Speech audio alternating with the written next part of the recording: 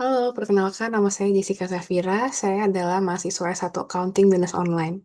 Pada kesempatan ini, saya akan menjawab pertanyaan forum mata kuliah Research Methodology in Accounting and Finance yang diampu oleh Dr. Edi Pranyoto, SEMM.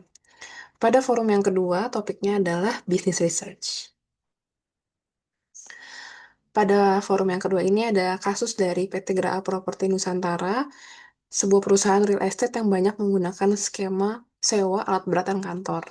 Perusahaan ini merasa keberatan sejak adanya implementasi PSAK 73 tentang sewa, karena perusahaan wajib mengakui aset hak guna dan liabilitas sewa. Eh, Perusahaan ini merasa keberatan karena laporan keuangan menjadi terlihat lebih berutang sejak implementasi PSAK 73.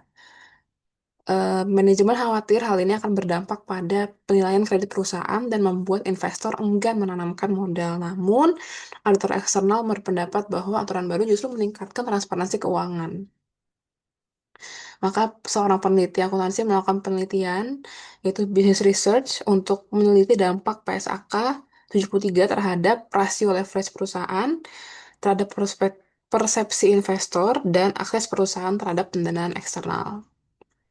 Data dikumpulkan dari laporan keuangan perusahaan properti sebelum dan sesudah PSAK 73 diberlakukan dan survei terhadap analis pasar modal. Pada kesempatan ini ada empat pertanyaan yang akan saya jawab. Yang pertama adalah mengapa kasus ini termasuk business research dalam bidang akuntansi.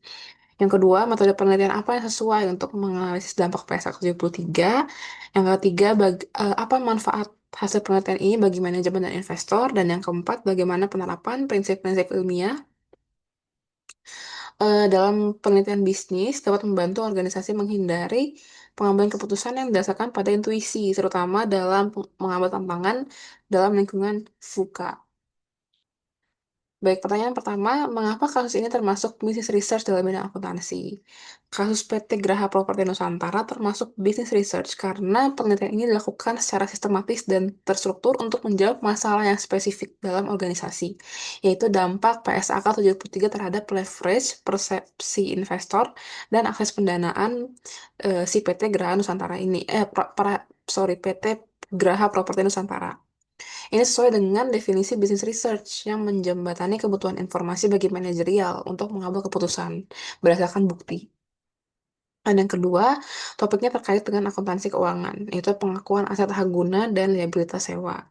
Dan fokus penelitiannya adalah dampak regulasi terhadap performa dan persepsi keuangan sehingga berada dalam ranah applied research yang memecahkan masalah nyata organisasi. Pertanyaan yang ketiga, metode penelitian apa yang sesuai untuk menganalisis dampak PSAK 73? Metode penelitian yang paling sesuai adalah penelitian kuantitatif dengan desain penelitian terapan atau applied research berbasis pendekatan hipotetiko-deduktif, menggunakan analisis laporan keuangan dan survei persepsi pasar modal untuk mengevaluasi dampak PSAK 73. Pertanyaan yang ketiga adalah apa manfaat penelitian ini bagi manajemen dan investor? Bagi manajemen, eh, manfaat penelitian ini adalah manajemen dapat menilai apakah rasio leverage benar-benar mengganggu profil risiko perusahaan. Dan yang kedua, membantu merumuskan strategi komunikasi ke bank dan investor. Misalnya menjelaskan bahwa kenaikan leverage hanya efek dari akuntansi. Eh, Manfaat bagi investor adalah memberikan gambaran apakah perubahan rasio mencerminkan risiko nyata atau hanya akibat dari perubahan standar akuntansi. Dan yang kedua, meningkatkan kepercayaan karena perusahaan transparan dalam menjelaskan dampak PSAK 73. Tidak ada yang ditutup-tutupi.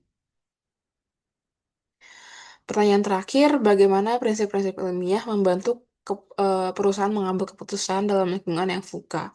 VUCA adalah singkatan dari Volatility, Uncertainty, Complexity, and Ambiguity. Istilah ini sering dipakai untuk menggambarkan kondisi lingkungan bisnis atau organisasi yang berubah cepat, banyak ketidakpastian yang ada, dan sulit untuk diprediksi. Dalam kondisi VUCA, perusahaan menghadapi volatilitas dan ketidakpastian yang tinggi. Maka mengambil keputusan berdasarkan intuisi sangat berisiko. Karena itu, penggunaan prinsip-prinsip ilmiah, yaitu objektivitas, keterukuran, replikabilitas, dan pemikiran yang logis, akan sangat membantu organisasi untuk mengurangi bias dan membuat keputusan yang lebih akurat.